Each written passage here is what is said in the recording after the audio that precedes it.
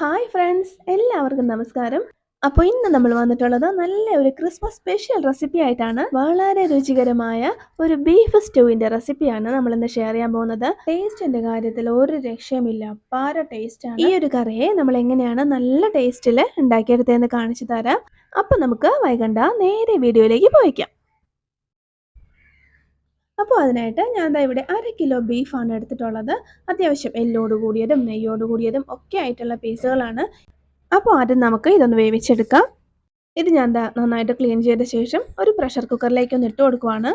Complete ഇതുപോലെ ഇട്ട് കൊടുത്ത ശേഷം ഇതിലേക്ക് ആവശ്യത്തിന് ഉപ്പ് ഇട്ട് കൊടുക്കാം. ഞാനൊരു 1/2 ടേബിൾ സ്പൂണോളം ഇട്ട് കൊടുക്കുന്നുണ്ട്. കൂടെ തന്നെ ഇതിലേക്ക് 1/2 ടേബിൾ സ്പൂൺ അളവിൽ കുരുമുളക് പൊടിച്ചതും കൂടി നമുക്ക് ഇട്ട് കൊടുക്കണം. ഇനിയൊരു 1/2 ടേബിൾ സ്പൂൺ അളവിൽ ഗരം മസാല കൂടി ചേർത്ത് കൊടുക്കാം. ഇനി ഇതെല്ലാം കൂടി നന്നായിട്ടൊന്ന് മിക്സ് ചെയ്ത് കൊടുക്കാം. ഇതുപോലെ ജസ്റ്റ് ഒന്ന് മിക്സ് ചെയ്ത് കഴിഞ്ഞാൽ പിന്നെ നമുക്കിതിലേക്ക് വേണ്ടുന്ന കഷ്ണങ്ങളും കൂടി ഒന്ന് ഇട്ട് കൊടുക്കാം. ഞാനൊരു 2 മീഡിയം വലിപ്പത്തിലുള്ള ഉരുളക്കിഴങ്ങ് ഇതേപോലെ കുറച്ചൊന്ന് വലുതായിട്ടാണ് കട്ട് ചെയ്ത് വെച്ചിട്ടുള്ളത്. അപ്പോൾ ഇത് നമുക്ക് ഈ ഒരു ഇറച്ചിയുടെ പുറമേ ഇട്ട് കൊടുക്കാം. പിന്നെ വേണ്ടത് അത്യാവശ്യം വലിപ്പമുള്ള ഒരു ക്യാരറ്റ് ഇതേപോലെ ഒന്ന് പീൽ ഓഫ് ചെയ്ത് ചെറുതായിട്ടൊന്ന് കട്ട് ചെയ്ത് അതും കൂടി നമുക്ക് ഇതിലേക്ക് ചേർത്ത് കൊടുക്കാം. ചെറിയ ക്യാരറ്റ് ആണെങ്കിൽ ഒരു 2 എണ്ണം നമുക്ക് എടുക്കാം. അപ്പോൾ ഇതും കൂടി ചേർത്ത് കൊടുക്കുക. അപ്പോൾ ഇതുപോലെ നമ്മൾ ബീഫ് വേവിക്കുമ്പോൾ അതിനോടൊപ്പം തന്നെ കഷ്ണങ്ങളും കൂടി ഇട്ട് പുറമേ ഇതുപോലെ ഒന്ന് ഇട്ട് കൊടുത്ത് വേവിക്കുകയാണെങ്കിൽ ആ ഒരു ബീഫിൻ്റെ ആ ഒരു ടേസ്റ്റ് നമ്മളുടെ ഈ ഒരു കഷ്ണത്തിലേക്ക് പിടിക്കുകയും ചെയ്യും. പിന്നെ നമ്മൾ സെപ്പറേറ്റ് വേവിക്കേണ്ട ആവശ്യമില്ല. അപ്പോൾ ഇതും കൂടി നമ്മൾ ഇട്ട് കൊടുത്ത ശേഷം ഒരു 2-3 ടേബിൾ സ്പൂൺ മാത്രം വെള്ളം ഒഴിച്ച് കൊടുക്കുക. ഇനി ഇത് നമുക്ക് അടച്ചു വെച്ച് നന്നായിട്ടൊന്ന് വേവിച്ചെടുക്കാം. ഞാനിപ്പോൾ ഇതൊരു 6 വിസിൽ കേൾക്കെ ഒന്ന് വേവിച്ചെടുക്കുന്നുണ്ട്.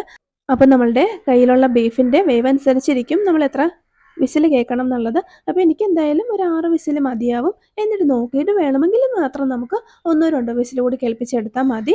അപ്പോൾ ഇത് നന്നായിട്ടൊന്ന് വേവട്ടെ. ഇപ്പോൾ ബീഫ് നന്നായിട്ട് വെന്ത് ഒരു പ്രഷറെല്ലാം പോയ ശേഷമാണ് ഞാനിത് ഓപ്പൺ ചെയ്തത്. ബീഫ് എപ്പോഴും നന്നായിട്ട് വെന്തിരിക്കണം. അപ്പോൾ ബീഫ് വേവുന്നതിനോടൊപ്പം കഷ്ണങ്ങളൊന്നും ഉടഞ്ഞു പോകാതെ നല്ല പെർഫെക്റ്റ് ആയിട്ട് തന്നെ വെന്ത് കിട്ടിയിട്ടുണ്ട്. അപ്പോൾ ഇതുപോലെ ഇറച്ചി നന്നായിട്ട് വെന്ത് കിട്ടിയാലേ നമ്മളുടെ കറി നല്ല ടേസ്റ്റ് ഉണ്ടാവുള്ളൂ. അപ്പോൾ ഇനി നമുക്ക് നമ്മളുടെ കറി റെഡിയാക്കാനായിട്ട് തുടങ്ങാം. അപ്പോൾ അതിനായിട്ട് ഞാൻ ഒരു ചെറിയ ഉരുളിയാണ് വെച്ച് കൊടുത്തിട്ടുള്ളത്. ഇത് നന്നായിട്ടൊന്ന് ചൂടാവുമ്പോൾ ഇതിലേക്ക് നമുക്കൊരു 2 ടേബിൾ സ്പൂണോളം വെളിച്ചെണ്ണ ഒഴിച്ച് കൊടുക്കാം. പിന്നെ ഇതിലേക്ക് ചേർത്ത് കൊടുക്കേണ്ട സ്പൈസസ് ഞാൻ എടുത്ത് വെച്ചിട്ടുണ്ട്. ഒരു 2 തക്കോലം, പിന്നെ വേണ്ടത് ഒരു 4 കഷ്ണം ചെറിയ പീസ് പട്ട, കൂടെ തന്നെ ഇതിലേക്കൊരു 4 ഏലക്ക കൂടി എടുത്തിട്ടുണ്ട്. പിന്നെ വേണ്ടത് ഒരു 6 ഗ്രാമ്പു, അതും കൂടി ഞാൻ എടുത്ത് വെച്ചിട്ടുണ്ട്. ഇനി നമുക്ക് എണ്ണയിലേക്ക് ഇതങ്ങ് ഇട്ട് കൊടുക്കാം. ഇതിട്ട് കൊടുത്ത് ഇത് നന്നായിട്ട് കുറച്ച് വെച്ച് ചെറുതായിട്ടൊന്ന് ചൂടാക്കി എടുക്കാം. കൂടെ തന്നെ ഇതിലേക്ക് 1 ടീസ്പൂൺ മുഴുവൻ കുരുമുളകും കൂടി ഇട്ട് കൊടുക്കാം. അപ്പോൾ ഈ ഒരു മുഴുവൻ കുരുമുളക് ഇങ്ങനെ ഇടുന്നത് ഇഷ്ടമില്ല എന്നുണ്ടെങ്കിൽ കുറച്ച് കുരുമുളക് പൊടിയായിട്ടാണെങ്കിലും നമ്മൾ പൊടികൾ ഇടുന്ന ടൈമിൽ ഇട്ട് കൊടുത്താൽ മതി. ഇനി ഇതിലേക്ക് 1/2 ടീസ്പൂൺ പെരിഞ്ജീരകമാണ്, അതും കൂടി നമുക്ക് ചേർത്ത് കൊടുത്ത് ഒന്ന് ഇളക്കി കൊടുക്കാം. 1 മിനിറ്റ് ഒന്ന് ഇളക്കിയാൽ മതി. ഇനി ഇതിലേക്ക് നമുക്ക് ഇഞ്ചി ചേർത്ത് കൊടുക്കാം. ഞാനൊരു 2 ടേബിൾ സ്പൂണോളം ഇഞ്ചി ചെറുതായിട്ടൊന്ന് കട്ട് ചെയ്തത് അത് ചേർത്ത് കൊടുക്കുവാണ്. 2 ടേബിൾ സ്പൂൺ എന്ന് പറയുമ്പോൾ ഏകദേശം ഒരു 2 ഇഞ്ച് വലിപ്പത്തിലുള്ള ഇഞ്ചി അത് മതിയാകും. ഇനി നമുക്ക് ഇതിലേക്ക് വെളുത്തുള്ളി ചേർത്ത് കൊടുക്കാം. 2 ടേബിൾ സ്പൂൺ അളവിൽ തന്നെ വെളുത്തുള്ളി ഇതേപോലെ ഒന്ന് സ്ലൈസ് ചെയ്തത് ചേർത്ത് കൊടുക്കാം. എണ്ണം പറയുവാണെങ്കിൽ ഒരു 7-8 വെളുത്തുള്ളി മീഡിയം വലിപ്പത്തിലുള്ളത് അത് കട്ട് ചെയ്തിട്ട് കൊടുത്താൽ മതി. നന്നായിട്ടൊന്ന് ഇളക്കി കൊടുത്താൽ ഒന്ന് ചൂടാക്കിയെടുക്കാം. ഇപ്പോൾ ചെറുതായിട്ടൊന്ന് മൊരിഞ്ഞ് വന്നിട്ടുണ്ട്. ഇനി നമുക്ക് ഇതിലേക്ക് പച്ചമുളക് ചേർത്ത് കൊടുക്കാം. മീഡിയം വലിപ്പത്തിലുള്ള 2 പച്ചമുളക് മതിയാകും. ഇതേപോലെ ഒന്ന് കട്ട് ചെയ്ത് ഇട്ട് കൊടുക്കുവാണ്. പച്ചമുളകും കൂടി ഇട്ട് കൊടുത്ത് 1 മിനിറ്റ് ഒന്ന് ഇളക്കി കൊടുക്കുക. അതിനുശേഷം ഇതിലേക്ക് നമുക്ക് സവാള കട്ട് ചെയ്തത് ഇട്ട് കൊടുക്കാം. അപ്പോൾ അതിനായിട്ട് ഞാൻ ഒരു മീഡിയം വലിപ്പത്തിലുള്ള 3 സവാള ഇതേപോലെ കട്ട് ചെയ്തത് ചേർത്ത് കൊടുക്കാം. അപ്പോൾ സവാളയും കൂടി ചേർത്ത് നന്നായിട്ട് ഇതെല്ലാം കൂടി ഒന്ന് വഴറ്റിയെടുക്കണം. അപ്പോൾ സവാള പെട്ടെന്നൊന്ന് വഴണ്ട് കിട്ടാൻ വേണ്ടിയിട്ട് ഇതിലേക്ക് നമുക്ക് 1 ടീസ്പൂണോളം ഉപ്പും കൂടി ചേർത്ത് കൊടുക്കാം. അപ്പോൾ അത് ചേർത്ത് ഇനി നന്നായിട്ട് എല്ലാം കൂടി ഒന്ന് ഇളക്കി യോജിപ്പിച്ച് കൊടുക്കാം.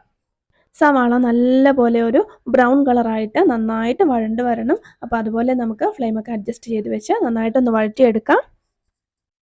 സവാള നല്ല പോലെ വഴണ്ട് നല്ല സോഫ്റ്റ് ആയിട്ട് വന്നിട്ടുണ്ട്.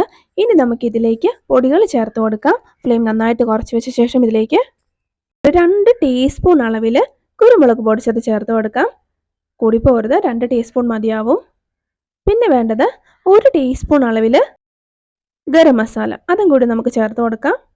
ഇനി ഫ്ലെയിം കുറച്ച് വെച്ച് നല്ല പോലെ ഒന്ന് ഇളക്കി കൊടുക്കാം. ആ ഒരു പൊടിയും സവാളയും കാര്യങ്ങളെല്ലാം നന്നായിട്ട് യോജിക്കുന്ന രീതിക്ക് ഇളക്കി കൊടുക്കുക. ഇനി വേറെ പൊടികളൊന്നും നമുക്ക് ഇതിലേക്ക് ചേർക്കേണ്ട ആവശ്യമില്ല. മഞ്ഞൾപ്പൊടിയോ മുളക് പൊടിയോ അതൊന്നും നമ്മളുടെ ഈ ഒരു റെസിപ്പിയിലേക്ക് ഒരു സ്റ്റേജിലും നമുക്ക് ആവശ്യമില്ല.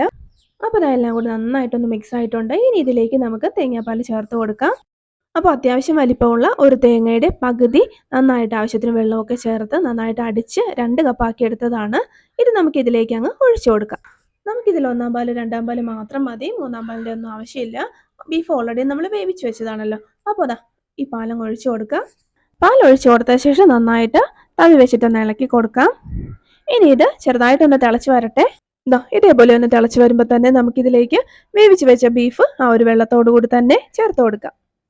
ഇനി എല്ലാം കൂടി നന്നായിട്ടൊന്ന് ഇളക്കി കൊടുക്കുക. ആ ഒരു തേങ്ങാപ്പാലിൽ നമ്മുടെ ബീഫ് ഒന്ന് മുങ്ങിക്കിടക്കുന്ന പാകത്തിൽ ആക്കി കൊടുക്കാം.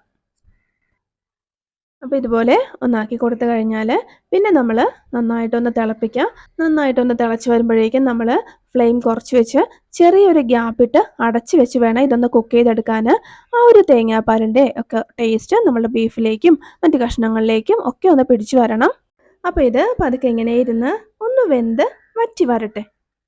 അതുപോലെ ഇടയ്ക്ക് നമ്മൾ തുറന്ന് നോക്കിയിട്ട് ഇളക്കി കൊടുക്കാൻ മറക്കരുത്. ഒരു 4-5 മിനിറ്റോളം ഇങ്ങനെ ഇരുന്നാൽ മതി.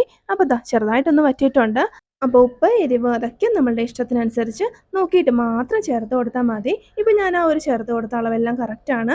കഷ്ണങ്ങളൊന്നും വെന്ത് പോയിട്ട് ഇതിലേക്ക് ഒരു ചെറിയ തക്കാളിയും കൂടി കട്ട് ചെയ്ത് ചേർത്ത് കൊടുക്കാം. നന്നായിട്ടൊന്ന് തിളച്ച ശേഷം നമുക്ക് 1-ാം പാൽ ഒഴിച്ചു കൊടുക്കാം. അപ്പോൾ ഈ ഒരു 1-ാം പാൽ ഏകദേശം ഒരു 1/2 കപ്പിനടുത്ത് ഉണ്ടാവും. വളരെ കുറച്ച് വെള്ളം ഒഴിച്ച് നന്നായിട്ട് അടിച്ച് പിഴിഞ്ഞെടുത്ത നല്ല കട്ടയായ പാലാണ്.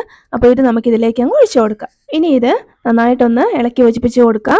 1-ാം പാൽ ഒഴിച്ചു കഴിഞ്ഞാൽ നന്നായിട്ടൊന്ന് ചൂടാവാനേ പാടുള്ളൂ. ചെറിയ തിള ഇതേപോലെ ഒന്ന് വന്നു കഴിഞ്ഞാൽ ഒന്നുകൂടി നന്നായിട്ടൊന്ന് ഇളക്കി യോജിപ്പിച്ച് കൊടുക്കാം. ഇപ്പോൾ നന്നായിട്ടൊന്ന് കുറുകിയിട്ടുണ്ട്. ഇനി നമുക്ക് ഫ്ലെയിം ഓഫ് ചെയ്ത് ഒരല്പം മല്ലിയിലകൾ കൂടി ഞാൻ ഇതിൻ്റെ പുറമെ ഇട്ട് കൊടുത്തിട്ടുണ്ട്. അപ്പോൾ ഇനി നമുക്ക് ഇതിലേക്കൊന്ന് താളിച്ചും കൂടി ഇടണം. അപ്പോൾ അതിനായിട്ട് ഒന്ന് ചൂടായ ചട്ടിയിലേക്ക് 2 ടീസ്പൂൺ വെളിച്ചെണ്ണ ഒഴിച്ചു കൊടുത്തു. ഇനി ഒരു 1 ടീസ്പൂൺ അളവിൽ ഒരല്പം നെയ്യും കൂടി ചേർത്ത് കൊടുക്കാം.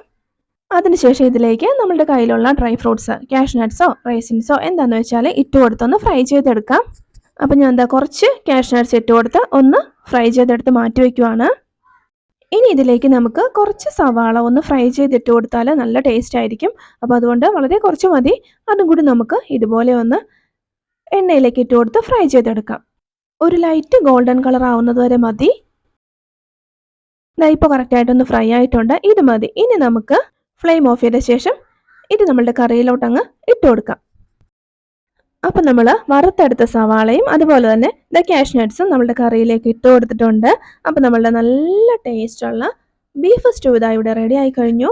ഇരിക്കും തോറും ഒന്നുകൂടി കുറുകി ഭയങ്കര ടേസ്റ്റായിട്ട് വരും. അപ്പത്തിൻ്റെയും ബ്രെഡിൻ്റെയും ഒക്കെ കൂടെ കഴിക്കാൻ പറ്റിയ നല്ല അടിപൊളി ടേസ്റ്റുള്ള ഒരു ബീഫ് സ്റ്റൂ ആണ്. അപ്പോൾ ഈ ഒരു ക്രിസ്മസിന് സ്പെഷ്യലായിട്ട് ഈ ഒരു നല്ല ടേസ്റ്റുള്ള ബീഫ് സ്റ്റൂ എല്ലാവരും ഒന്ന് ഉണ്ടാക്കി നോക്കണം. അഭിപ്രായങ്ങൾ കമൻറ്റ് ബോക്സിലൂടെ അറിയിക്കാൻ മറക്കരുത്. അപ്പോൾ വീഡിയോ ഇഷ്ടപ്പെട്ടാലൊന്ന് ലൈക്ക് ചെയ്യാനും സബ്സ്ക്രൈബ് ചെയ്ത് സപ്പോർട്ട് ചെയ്യാനും മറക്കല്ലേ. അപ്പോൾ നമുക്ക് മറ്റൊരു നല്ല റെസിപ്പിയുമായി വീണ്ടും കാണാം.